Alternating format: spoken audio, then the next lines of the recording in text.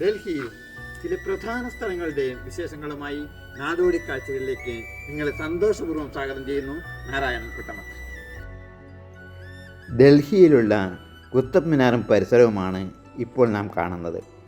72.5 metre ഉയരമുള്ള ഈ കുത്തബ് മിനാർ ഇഷ്ടിക കൊണ്ട് നിർമ്മിച്ച ലോകത്തിലെ ഏറ്റവും ഉയരം കൂടിയ മിനാരമാണ്. 1199 കുത്തബ്ദീൻ ഐബക്കാണ് ഇത് നിർമ്മിച്ചത്. ഇതിന് 5 നിലകളാണുള്ളത്. കുത്തബ് മിനാറിന് തൊട്ടടുത്ത് തന്നെയാണ് ഒരിക്കലും തുരുമ്പിക്കാത്ത ഈ ഇരുമ്പ് തൂണുള്ളത്. 1600 വർഷത്തിലധികം പഴക്കവും 7.2 മീറ്റർ ഉയരവുമുള്ള ഈ ഇരുമ്പ് തൂൺ ഗുപ്തരാജാവായ ചന്ദ്രഗുപ്തൻ രണ്ടാമൻ ആണ് നിർമ്മിച്ചത്. ഇതാണ് ബഹായ് മതക്കാരുടെ ആരാധനാലയമായ താമരയുടെ ആകൃതിയിലുള്ള പ്രശസ്തമായ ലോട്ടസ് ടെമ്പിൾ. ഇത് ഇന്ദിരാഗാന്ധി മെമ്മോറിയൽ മ്യൂസിയം. മുൻ പ്രധാനമന്ത്രി ഇന്ദിരാഗാന്ധി താമസിച്ചിരുന്ന വീടായിരുന്നു ഇത്.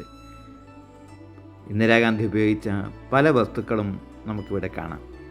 കൊല്ലപ്പെടുന്ന സമയത്ത് രാജീവ് ഗാന്ധി ഉപയോഗിച്ചിരുന്ന വസ്ത്രത്തിൻ്റെയും മറ്റും അവശിഷ്ടങ്ങളാണ് ഈ കാണുന്നത്. തൻ്റെ വസതിയിൽ നിന്നും 1 അക്ബർ റോഡിലേക്ക് പോകാനായി ഈ വഴിയിലൂടെ നടന്ന് ഗേറ്റിനരികിലെത്തിയപ്പോഴാണ് സുരക്ഷാ ഭടന്മാർ ഇന്ദിരാഗാന്ധിയെ വെടിവെച്ചത്. ഇതാണ് ഡൽഹിയിലെ പ്രശസ്തമായ ചെങ്കോട്ട.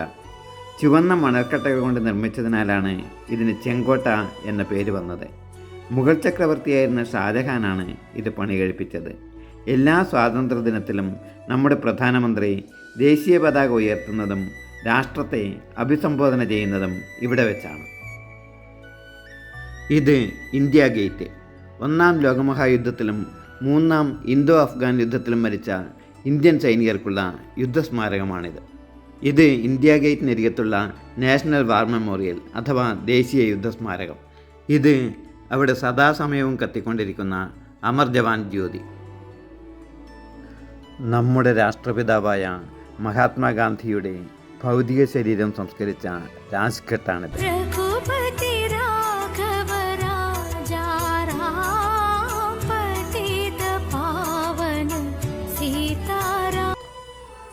അടുത്ത വീഡിയോയിൽ നമുക്ക് വീണ്ടും കാണാം.